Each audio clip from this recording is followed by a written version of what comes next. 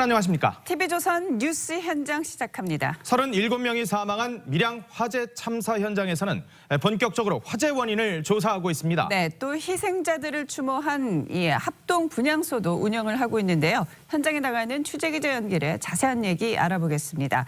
자, 이호진 기자, 정밀 감식이 시작됐다면서요? 네, 오늘 오전 10시쯤 국립과학수사연구원과 소방 등 유관기관이 참여한 합동감식이 시작됐습니다. 감식에 참여한 인원들은 화재 현장 곳곳을 둘러보며 화재 원인 조사에 나서는 모습입니다. 오늘 감식을 통해 구체적인 발화 지점을 확인할 수 있을 것으로 보입니다. 합동감식반은 화재가 발생한 병원 1층 응급실 위주로 살펴볼 계획이라고 밝혔습니다. 또 기존 건물 도면과 다르게 배치된 공간이 있는지도 확인할 것으로 알려졌습니다. 오늘 감식은 오후 5시쯤 끝날 것으로 예상됩니다. 경찰은 화재 건물이 불법 증축되진 않았는지 등에 대한 수사에 착수했습니다. 또 경찰은 화재 발생 시각과 첫 신고 시각이 다른 것을 두고 화재 발생 이후 병원 측에서 자체 진화를 시도하다 화재가 번졌는지 등도 조사하고 있습니다. 밀양 문화체육회관에는 희생자들을 위한 합동분향소가 차려졌습니다. 지금까지 유가족과 밀양 시민 등 1,700여 명이 조문을 했습니다. 지금까지 밀양 화재 참사 현장에서 TV조선 이호진입니다.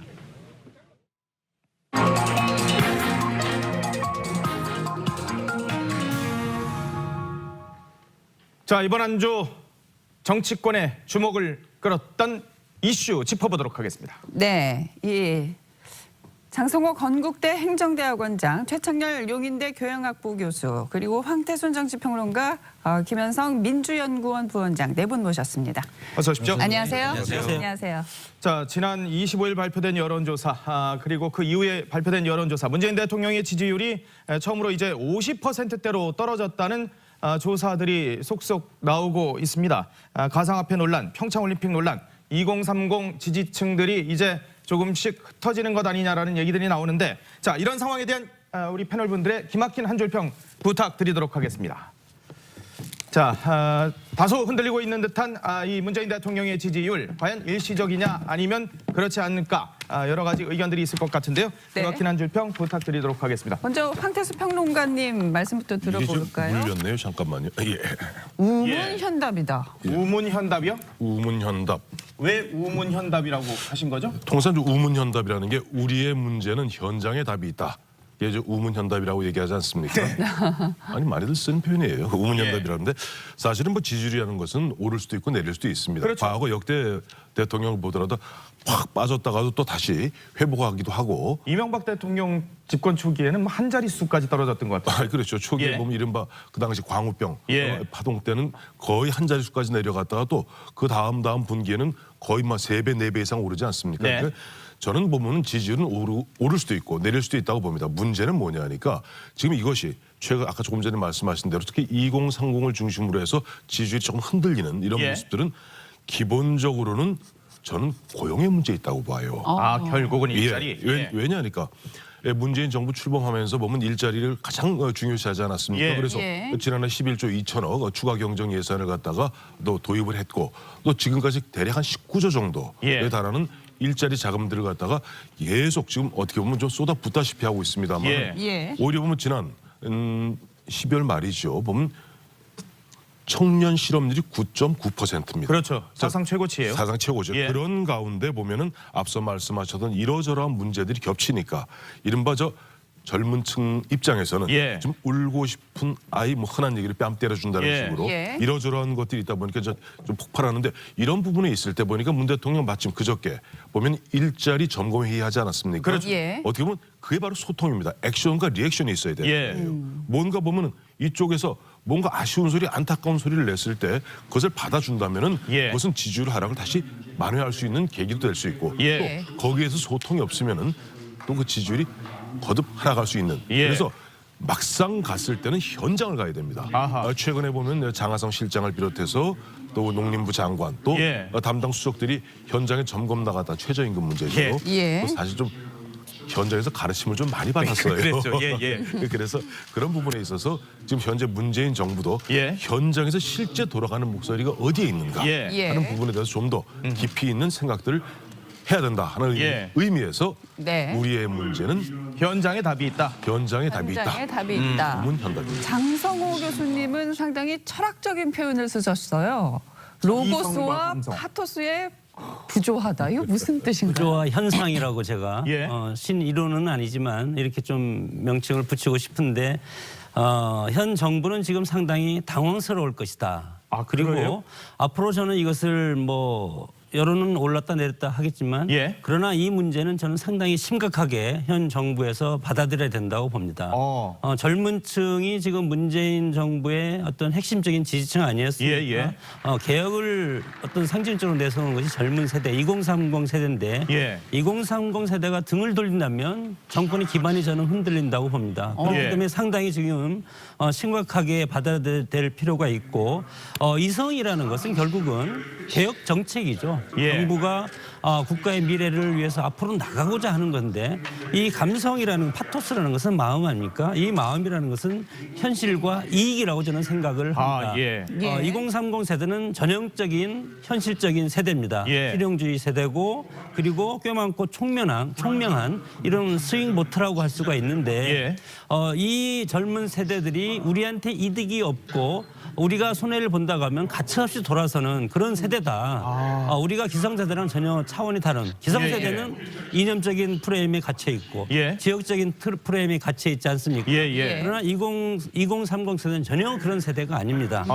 철저하게 현실 이익을 중심으로 따라가는 세대이기 때문에 예. 한번 등을 돌리면 다시 돌아오기 어려운 네. 그런 세대가 20세대이기 때문에 예. 저는 이성과 감성의 부조화 현상을 빨리 깨는 것이 현 정부가 시급히 해야 될 과제라고 그래서 당혹스러울 것이다라고 보는 거군요. 당황스럽고 오히려 심각한 문제라고 봅니다. 그 어허. 말씀은 문재인 대통령이 이 젊은 층의 지지율을 다시 확보하는 게 그렇게 쉽지만은 않은 일이다. 네, 쉽지가 않는 것이 예. 이미 지금 뭐 몇 개월 지금 7, 8개월 지금 흐르지 않았습니까? 예. 여기에서 어떤 정권의 로드맵이 나와 있는데 그리고 국제 정치나 경제나 이것과 우리가 지금 맞아서 가야 되는데 안보 위기 경제가 지금 계속 지속되고 있지 않습니까? 그렇죠. 취임 초기부터 일자리를 해서 일자리 위원장도 만들어 놓고 예. 하는데 이거에 대해서 성과가 지금 나타나고 있지 않기 때문에 예. 여기서 자칫하면 2030 세대가 저는 등을 돌릴 수 있다고 봅니다. 교수님은 공정 정의를 위한 정책의 제도화 그리고 사회적 합의 도출의 정치력 집중 어려운데요? 제가 앞서 두 분에 비해서 너무 서술적으로 쓴 것 같아서 좀 제가 좀 그렇긴 한데 이거 어려운 말이 아니에요.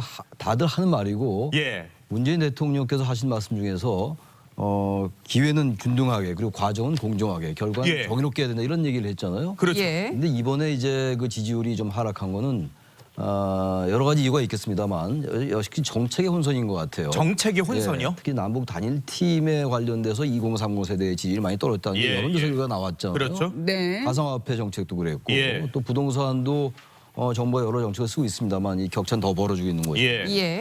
특정 지역에 그러니까 이런 부분들이 2030 세대뿐만이 아니라 우리 사회 구성원들이 우리 사회가 뭔가 공정하고 정의롭지 못하다라는 생각이 있었고 이것을 예. 바꿔달라 공정하고 예. 정의롭게 바꿔달라는 게 촛불혁명이라고 우리는 인식하는 것이고 그렇게 보는 거잖아요. 예. 근데 지금 이제 이번에 남북 단일팀 같은 문제도 단지 이거는 반북 정서의 차원이 아니라 예. 네. 왜 공정하고 정의롭게 하지 않았느냐, 왜 우리하고 소통하지 않았느냐가 더 주요한 원인이에요. 아, 예. 그런 것들이고 부동산 시장도 마찬가지로 너무 예. 사회적 격차가 벌어지고 있고 경제적 불평등도 점점 심화되고 있고 말이죠. 이런 것들이 정책으로 나타나야 될 때가 됐어요. 서서히 이제. 그렇죠. 예. 네. 근데 이제 아직은 이제 그런 것들이 정책이나 제도화로 잘 나타나지 못하고 있는 거예요. 일단 국회 상황을 보면 여서야대라는 구조적인 원인이 하나 있고 예. 또 야당이 지나치게 반대로만 일관하고 비토로만 일관하는 면도 예, 분명히 예. 있어요. 물론 여권도 협치에 좀 등한이냐 이런 뭐 책임에서 자유롭지 못하긴 예. 합니다. 예. 아무튼 국회 상황은 그렇고 이것이 입법이나 정책으로 나타나지 않고 있고 예. 그런 과정 속에서 최소한 제가 아까 말씀드린 여러 가지 요인들 말이죠. 이런 것들이 나타나면서 뭔가 공정하고 정의롭지 못하다라는 인식을 가진 것이 전 지지율이 하락으로 나타난 것이라고 봐요. 이건 단순히 2030 세대의 문제가 아니라 문재인 정부가 직면한 예. 네. 우리 사회의 문제라고 저는 생각을 합니다. 그래서 이건 단순히 이제 아까 우리 황태순 의원도 얘기처럼 지지율은 올라갈 수 있고 내려갈 수 있어요. 그래서 사실 그럼요. 절대 예. 수치로만 보면 그렇게 낮은 지지율도 아니에요. 아, 사실은. 그럼요. 여전히 네. 높은 높은 수치죠. 예. 지지율인데 문제는 지금 정부가 무겁게 받아들여야 될 부분 중에 하나는 말이죠. 예. 2주 동안 연속 하락하면서 9 내지 10% 하락했단 말이죠. 이거는 예. 굉장히 중요한 하나의 현상이거든요. 그래서 예. 지지율 자체 일희일비할 필요는 없다 하더라도 예. 왜 이 지지율이 이렇게 하락했는가에 대해서 정부가 여러 가지로 무겁게 받아들일 필요가 있다고 생각합니다. 네, 이 장현성 부원장께서는 김현성 부. 예, 김현성 부원장께서는 이 입에 쓴 이야기 몸에 좋다. 예, 예. 이 말은 그 지금의 당장의 어떤 2030들의 비판 여론들이 있지만 궁극에는 문재인 대통령에게 도움이 되는 그런 쪽으로 그러니까 작용을 이제 할 이 것이다. 흐름을 아주 독특한 흐름으로 보기보다는 예. 역대 정부가 늘 있어왔던 흐름이죠. 그러니까 이제 총론적인 기대로 예. 대통령이 당선되지 않습니까? 그러니까 뭔가 철학과 가치를 동의해서 총론으로서 집권을 했는데 예. 이게 진행하는 과정에서 이제 강론으로서 내 문제로 이해했을 때 예. 조금 더 다른 양태가 보이는 거죠. 예. 그러니까 예를 들면 문재인 정부는 촛불 정신, 그러니까 공정함, 예. 경이로움, 소통, 참여 이런 어떤 철학적 가치를 기반으로 해서 집권하게 된 정부지 않습니까? 그렇죠. 예. 그런데 이제 이런 게 진행되는 과정에서 약간 서로 간의 이해가 좀 달라질 수도 있는 거고 예. 예. 특히 소통이라는 부분에 있어서 보면 약간은 좀 내 뜻과 다르게 결정됐을 때 일방적인 지정이 아니냐라고 예. 할 수 있다고 봅니다. 그래서 청와대 내에서도 각성의 성찰의 계기로 삼겠다라는 얘기가 나왔듯이 이번 이 계기가 예방주사가 되지 않을까. 아, 예방주사가. 예, 예방주사가 될 수 있을 거고 그리고 이 몸에 문재인 정부를 더 튼튼하게 하는 네. 계기가 될 수 있을까 나를 생각합니다. 오히려 집권 초기에 이런 상황들이 벌어지는 게 더 좋은 상황이 그렇죠. 되는 반전에. 예. 하하, 그렇군요. 지금 계속해서 저희가 지지율을 보여드리긴 하는데요. 어제 갤럽 조사에서는 60%를 훨씬 상회하는 그런 여론조사가 나왔습니다. 물론 3주째 하락하는 모습은 나타냈습니다만은 그래도 여전히 64%라는 견고한 네. 지지율을 나타내고 있긴 합니다. 자, 문제는 이 평창 올림픽 이후라는 얘기도 있습니다. 자, 어떻게 이 문재인 대통령은 이 사태를 수습을 해야 될까요? 이미 여론들이 남남 갈등의 양상을 보이고 있는 심상치 않은 상황인데요. 그렇죠. 마침 보니까 어제 다보스 포럼에서도 보면 트럼프 미 대통령 같은 경우는 여전히 북한에 대해서 비핵화를 이야기하면서 고강도의 제재는 즉 고강도의 압박과 제재는 계속될 것이다. 예. 네. 즉 문재인 정부, 문재인 대통령이 지금 지향하고 있는 그런 가지 흐름이 좀 다르죠. 예. 지금 보면 앞서들 말씀들 하셨습니다만은 지금 2월 25일이면은 일단 평창 올림픽 끝납니다. 물론 뭐 3월에 본 패럴림픽이 있긴 합니다만. 예.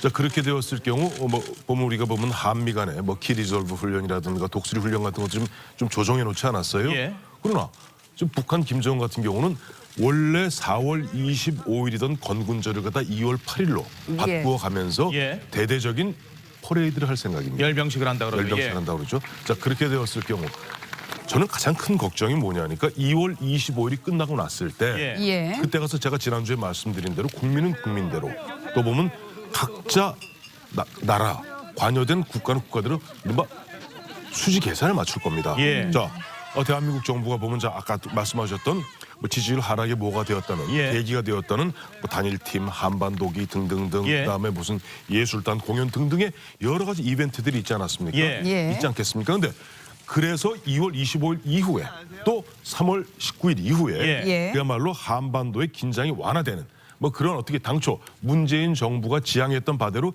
흐름이 간다면은 그래 그거 잘했어. 잘했기 때문에 그래도 북한도 굉장히 전향적으로 예, 나오고 예. 네. 비핵화 어떤 뭐랄까 좀 전향적으로 나오고 있어. 예. 라고 예. 얘기할 수 있겠으나 만약 그렇지 않다면은 그러면 왜 우리가 이와 같은 많은 양보를 했지? 예. 그때는 그야말로 갈등이 더 불거질 소진을 갖고 있다. 즉 어떻게 보면 지금 현재 상황에서 문재인 정부는 이 평창 올림픽을 중심으로 해서 양날에 칼을 쥐고 있는 형국이다라고 봐야 예. 돼요. 그렇군요.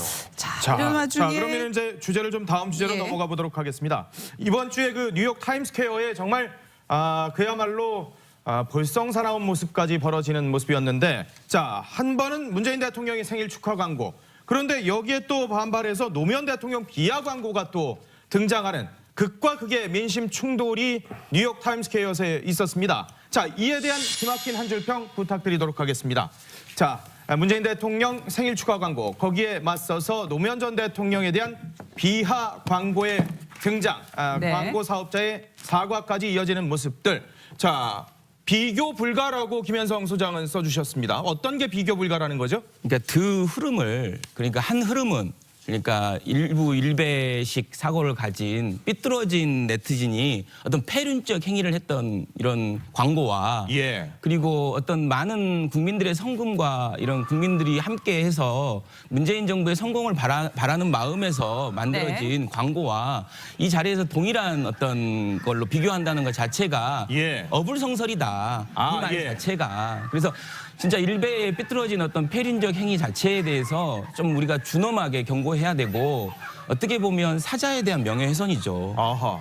거기에 굉장히 입에 담지 못할 제가 여기 차마 방송으로 입에 담지 못할 말들까지도 썼다는데 예. 정말 그건 사자에 대한 명예훼손이고 이 두 광고를 과연 비교할 수 있느냐. 예. 여기서 이렇게 비교해서 등가로 이야기하는 것 자체가 상당히 정말 문제가 있다라고 봅니다. 뭐 특가로 비교하는 건 아니고 이제 같은 장소에서 예. 얘기해서 광고를 했어. 전혀 다른 광고이기 예. 때문에 광고 사업자도 맥락이. 결국 사과는 네. 했던 것으로. 예. 근데 하지만 또 반면에 문재인 대통령 생일 축하 광고를 그렇게 뉴욕 한복판에서 마치 팬클럽 그 회원들이 이제 축하하는 양식으로 하는 그 광고도 과연 적절한 것인지에 대해서는 또 논란이 있거든요. 어떻게 보십니까? 글쎄 이제 앞서 우리 김현성 부원장 말씀하신 대로 보면은 우리 내부에서는 대한민국 내부에서는 서로 진영에 따라서 싸울 수도 있고 예. 이른바 흔한 얘기로 드자비할 수도 있습니다. 그렇죠. 예. 예. 그리고 뭐 그러나 우리가 전 세계 가장 전 세계 많은 관광객들이 모인다는 뉴욕 타임스퀘어에서 예. 어떻게 보면 그와 같이 보면 서로가 보면 대한민국 돌아가신 전직 대통령인데 대한민국 대통령을 갖다가 또 동물하고 합성해서 그렇게 보이는 것은 정말 부적절했던 것이고 앞서 우리 저 윤석열 앵커 말씀하신 대로 그렇습니다. 보면은 예를 들어서 아까 우리 김 부원장 말씀대로 예를 들어서 우리가 올림픽 같은 것을 광고하는 것하고 예. 또 현직 대통령 생신을 축하하는 것은 그걸 광고내는 것은 조금 다릅니다. 아. 그렇죠. 물론 팬들이 보면 극성적으로 우리 좋아하는 뭐 대통령 생신을 갖다 66회 생신을 맞아서 뭐 광고 낼 수 있다고 생각할 수도 있겠습니다만 예, 예. 그러한 것들이 우리 글로벌 스탠다드로 봤을 때는 과연 혹시라도 과유불급하지는 않았던가. 과유불급. 그러니까 너무 좀 지나치면은 예. 뭐 우리 내부에서야 뭐 우리 흔한 얘기 우리 인이 뭐 박수치고 다 할 수 있어요. 예. 근데 이제 그렇게 되고 또 거기에 대해서 아까 뭐 비교 불가란 말씀을 하셨는데 예. 실제 저는 늘 그랬습니다. 방송할 때마다 드리는 말씀이 대한민국 대통령은 역대 그 시대를 갖다 대표했던 대한민국의 얼굴입니다. 예. 그렇죠. 전직 16대 대통령인 노무현 전 대통령 갖다 그런 식으로 보면은 그 동물하고 합성하는 그런 사진은 정말 부적절해요. 그래서 예. 뭐 그런 부분들에 있어서는 뭐 앞으로 모르겠어요. 지금 보면 이제 이른바 이제 고소 고발도 하겠다 그러는데 그것을 갖다가 지금 게재한 사람이 예. 과연 그게 대한민국 국민인지 아니면은 지금 미국에 살고 있는 교포인지 본인은 재미교포라고 제목을 주장하고 있어요. 그래서 두고 봐야 될 일입니다만 어쨌든 우리 법으로 그거는 처벌이 안 되는 거군요. 만약에 처벌 대상이 아니, 됐다 그래도. 어쨌든 보면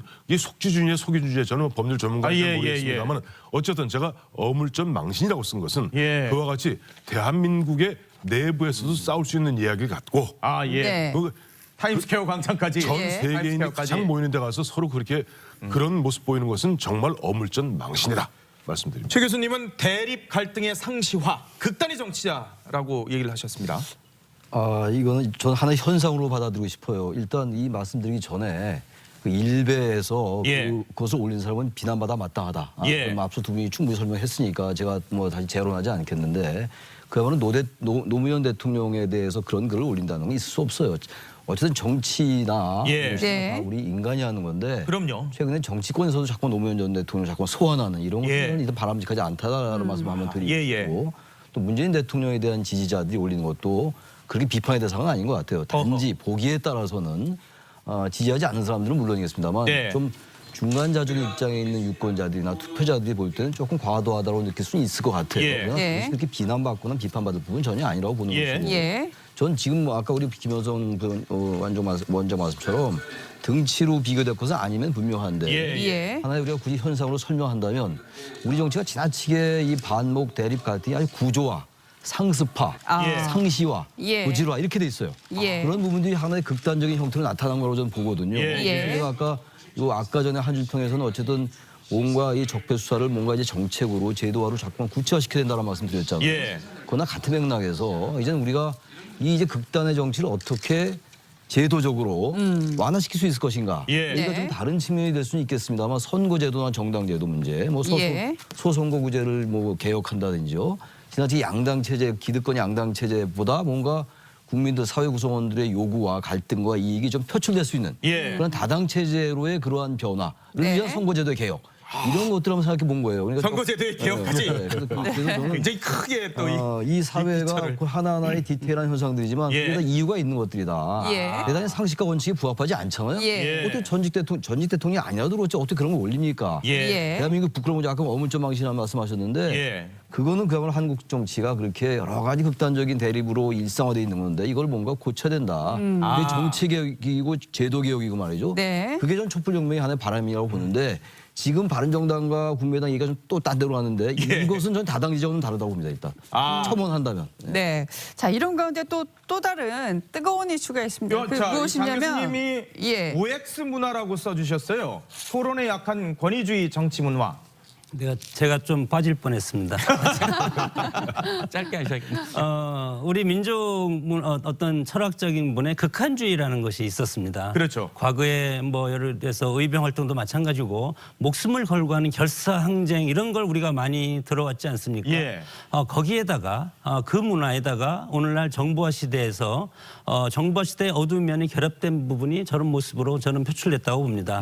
상대방을 인정하지 않는 OX에 우리가 익숙하고 흑백 논리라고 하는데 결국은 이것은 과거에 우리가 권위주의 정치 문화를 해오면서 어린 시절에 우리가 부모님과 밥 먹을 때 식탁에서 말하지 말라고 그러지 않았습니까? 아, 예, 그런 왜? 미덕이라고 뭐 들었죠. 미덕이라고 들었죠. 그러나 말을 하면서 천천히 밥을 먹어야지 그것이 위생적으로 상상이 좋고 건강에도 좋은 예. 것이 현실인데 이런 문화가 있기 때문에 권위주의 정치 문화에서 토론의 문화가 없이 예. OX로 그냥 표시하는 예. 서로 대화가 없기 때문에 서로 충돌을 하는 네. 이런 문화가 지금 한반도 우리 한국에서가 아니고 미국의 타임스퀘어까지. 타임스퀘어까지 가서 이런 것이 있다는 것은 예. 우리의 어떤 정치 문화 민족 문화에서부터 그 뿌리를 찾아야 된다고 봅니다. 어쨌든 우리 국내 내부의 어떤 반목과 이 대립들이 과연 저렇게 글로벌 시대까지 글로벌 무대까지 가서 서로 공방을 펼치는 게 과연 모양새는 좋지 않다는 그런 의견들이 국내 대다수를 문제를 이루고 좀 있는데요. 해결을. 네. 자, 근데 OX 문화가 문제 있다 그랬는데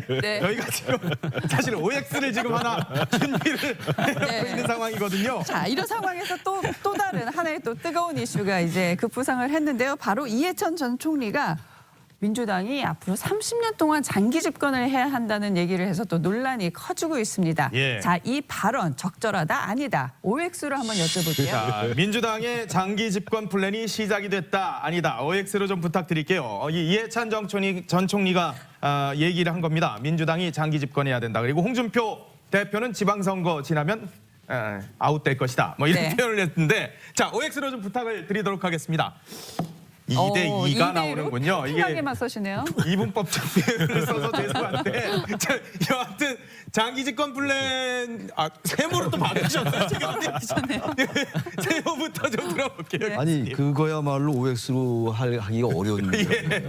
아까 우리 지적 잘 하신 것처럼 이거는 그 맥락을 좀 볼 필요가 있어요. 예. 이제 이해찬 전 총리, 이해찬 의원이 그 발언한 장소가 민주당의 민주정책연구원이잖아요. 그렇죠. 그렇죠. 여기 지금 김현성 소장이 계신 계신데 거기서 했다는 장소의 문제가 하나 있고요. 예. 또 앞뒤 맥락을 보면은 아까 저 자막에는 장기 집권 얘기를 했는데 예. 장기 집권의 추억이 있어요. 우리는 그래서 장기 집권이라는 말이 딱 뜨면은 그건 나쁜 거잖아요. 일단. 예. 하고 독재, 권위주의 정권, 뭐 개발 독재 뭐 이런 사실은 난 부정적인 장기 예. 독재라는 말도 연상이 장기 되고요. 독재가 떠오르기 때문에 예. 그거를 가지고 당연히 그거만 보면 당연히 이거 X가 가는 게 맞죠. 예. 네. 근데 그 말하는 맥락이나 이런 거는 우리가 뭔가 이제 집권을 어렵게 했으니까 예. 네. 그동안 보수 정권 이제 이해찬 의원의 입장에서 예. 보수 정권이 잘못했던 거 대북 지나치 강경책으로 일관했던 거라든지 예. 사회적으로 너무 기득 질서의 위주로 갔다라든지 이런 것들을 이해찬 의원의 입장에서 볼 때는 이런 것들이 또 재현되면 안 되니까 예. 우리가 가지고 있는 이런 이념 지향을 가지고 우리가 진권을 더 함으로써 사회를 좀 바꿔나가야 된다 이렇게 해석할 수도 있을 것 같아요. 아하. 맥락도 단순하게 뭐. 문구만 보고 그러지 말고, 단순하게 예. 장기 집권이다 뭐 이렇게 얘기할 게 아니라 그래서 제가 이렇게 했다 이렇게 했다 겁니다.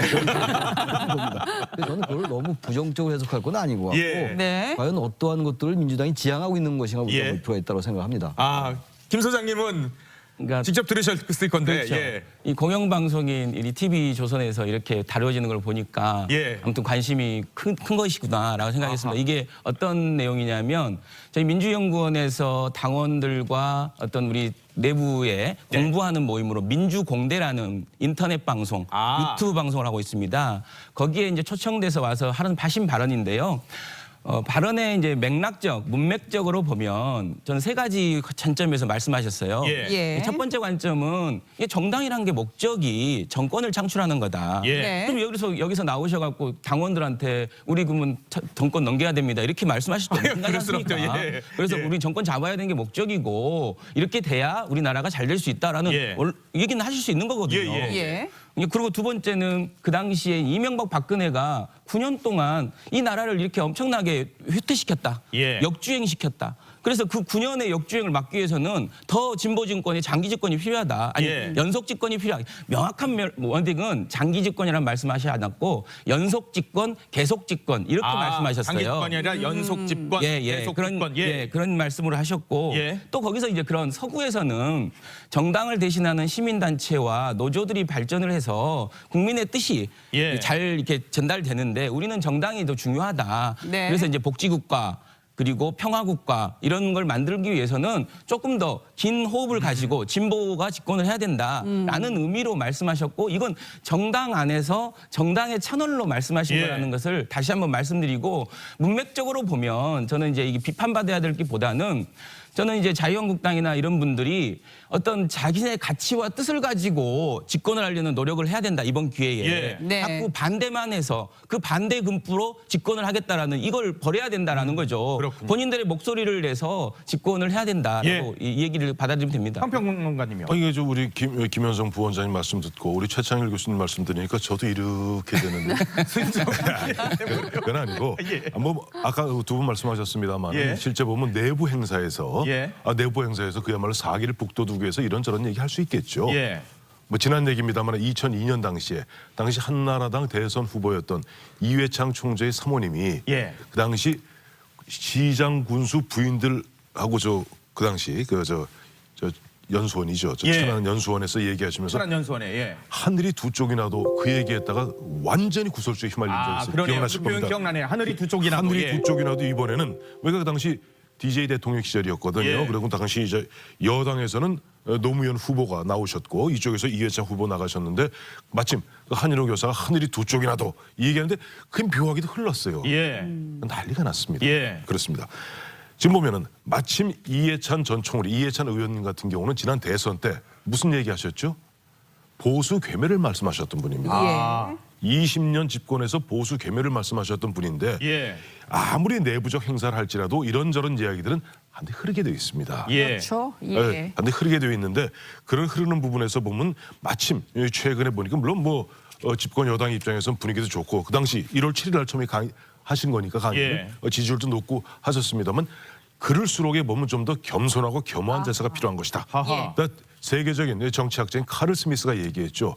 정권을 두 차례 연속해서 바꾸어야만이 진정한 민주주의가 이루어지는 것이다. 예. 그러니까 그런 부분에 있어 물론 장기적으로 국민들의 지지를 받아서 장기적으로 예. 계속 집권하고 그다음에 자기도 정치 철학을 펴겠다는 것을 우리가 뭐라 그럴 수는 없으나 예. 최근에 보면 특히 연말 연시 여러 가지 그런 부분에 있어서는 이 이야기가 흘러나갈 수도 있다 예. 하는 그런 부분들 늘 염두에 두는 상태에서 말씀하시는 그런 진중함이 필요하지 않았겠는가 하는 생각이 듭니다. 장 네. 교수님 대 X를. 네. 물론 이해찬 의원의 그런 마음은 충분히 이해가 가고 그렇게 예. 할 수도 있다고 봅니다. 예. 정당이라는 것은 정권을 잡아야만 정책을 실현하는 것 아니겠습니까? 평생 야당은 정당의 존재 가치가 없기 때문에 해산되고 이제 소멸되는 것인데 예. 그러나 주기적인 정권 교체는 민주주의의 어떤 장점이라고 생각하기 때문에 예. 국민들이 그렇게 지금 실현해 가고 있지 않습니까? 이것이 세계의 어떤 민주주의 흐름인데 지금 우리가 4차 산업혁명과 초연결 사회에 살고 있기 때문에 권력의 영원한 것을 인정하지가 않고 과거에 열린우당을 만들어 놓고 100년 정당을 한다고 했는데 3년 만에 소멸되지 않았습니까? 예. 마찬가지로 초연결 사회도 과학혁명의 힘으로써 국민들이 어떤 현상을 인식하는 게 엄청 짧아졌다. 그래서 네. 관통의 속도가 상당히 빠른 만큼 생명력이 짧아진다. 그래서 대통령 중심제도 저는 내각제라든가 이런 거로 바꿔야 될 필요가 상당히 있다고 보는 그런 사람 중에 한 명인데 예. 이런 차원에서 20년, 30년, 100년 가는 것도 정말 좋겠지만 그러나 시대적인 트렌드는 그렇게 갈 수가 없는 아하. 혁명의 시대에 이미 도래돼 있다고 봅니다. 이전 전 총리는 이 집권에 대한 상당한 자신감이 있는 것 같은데요. 실제로 궁금한 게 뭐냐면 정말 민주당 30년 집권이 현실 가능성이 지금 있을까요? 얘기하기 너무 어렵죠. 우리나라 정치를 뭐 어떻게 30년을 내다봅니까? 지금 한 달로도 못 내다보는데. 근데 예. 저는 중요한 건 야당에게 달려 있다고 봐요. 저는 야당이 건강해져야지. 예. 그리고 민주당도 더 건강해질 수 있다. 제가 좀 다른 질문과 좀 다른 얘기가 될지 모르겠는데요. 야당이 제가 잠깐 아까 말씀드렸지만 지나치 비토와 반대를 일관해요. 그리고 네. 또 하나 얘기 나온 김에 지적하고 싶은 게 완전히 낡은 반공 이데올로기에 완전히 매몰돼 있어요. 아하. 이거 자꾸 현재 올림픽을 평양올림픽이라고 얘기하고 있고 예, 예. 이게 평양올림픽입니까? 평창올림픽이고 뭔가 이 올림픽을 계기로 뭔가 대화 분위기를 만들어 보겠다는 거죠. 예. 나중에 네. 올림픽 끝난 다음에 어떻게 될지 모르겠어요. 또 한반도의 평화 상황이 예, 예. 그렇다 하더라도 다른 건 몰라도 안보는 자기네가 제일 중요하다고 했던 거 아니겠어요? 예. 이거 자꾸만 안보 과거의 반공의식으로 몰고 가가지고 자꾸 색깔론을 씌우려는 거. 아까 제가 말씀드렸잖아요. 남북 단일팀을 반대했던 건요. 예. 이 젊은 세대가 대북 정서, 반북 정서 때문이 아니라 그런 게 아니죠. 공정하지 예. 못하다라는 것. 그렇죠. 예. 사회 경제 이슈에 대해서 반기를 들은 거예요, 사실은. 네. 근데 이걸 자꾸 2030도 이 정권의 현재 이 안보 정책에 반대하고 이렇게 하면 안 된다는 거예요. 아하, 예. 이걸 오로지 또 색깔론으로 뒤집어 씌워서 하는 네. 건 야당에게도 불리할 것이고 그렇게 되면 오히려 야당이 잘 못하면은 여당이 집권할 수 있겠죠. 아하, 그래서 그렇군요. 야당이 잘 그래서 야당이 해서 중요하다. 야당이 굉장히 중요한 역할을 그러니까 해야 이제 된다. 예. 저는 이렇게 생각해요. 집권이라는 것이 각 정당이 본인들의 생각을 가지고 국민들에게 전달을 하는 것이고 그것을 결정하는 국민들이거든요. 그렇죠. 이번 발언도 마찬가지로 그런 발언입니다. 우리는 이렇게 준비했고 그동안의 9년이 역주행해서 수없이 되게 뒤로 왔다. 예. 그래서 앞으로 더 갈기 위해서는 이렇게 해야 된다라는 걸 선언적으로 말씀하셨는데 네. 결국 그걸 선택하는 건 국민들이고 야당도 더 이상 어떤 반대를 위한 반대보다는 분명하게 본인의 생각들을 얘기하고 입장을 얘기해서 선택받게 만들어야 된다는 그런 원론적인 얘기라고 보시면 됩니다. 저 10초만 제가 좀 네, 말씀드리고 싶은데 물론 뭐 그런 정권 교체, 물론 정당이 주기적으로 정권 교체하면 좋지만 우리 정당의 한계가 있습니다. 그것은 뭐냐면 자기제도 자기 정권을 잡는 것이 아니고 집권 여당이 되면 총체적으로 모든 책임을 쓸 수밖에 없지 않습니까? 예. 이런 상황에서 집권 여당이 잘못하기 때문에 국민들은 결국은 선택의 폭이 없어서 야당을 찍어주는 경우도 있다. 그런 것을 저는 명심을 해야 됩니다. 그 이걸 딱 한마디로 10초 내에 정리하면은 예. 당태종 이세민의 정권정의에 나와요. 그래요? 딱 나오죠. 뭐라고 나와요? 군주는 배요. 네. 민심은 바다다. 물이다. 물이다. 그러니까 민심의 물은 배를 띄울 수도 있고 배를 뒤집어 엎을 수 있다. 예. 그게 바로 민주주의 장점입니다. 그렇습니다. 알겠습니다. 가장 중요한 거는 민심이다. 자, 지금까지 네 분과 말씀 나눠봤습니다. 고맙습니다. 네, 감사합니다. 감사합니다.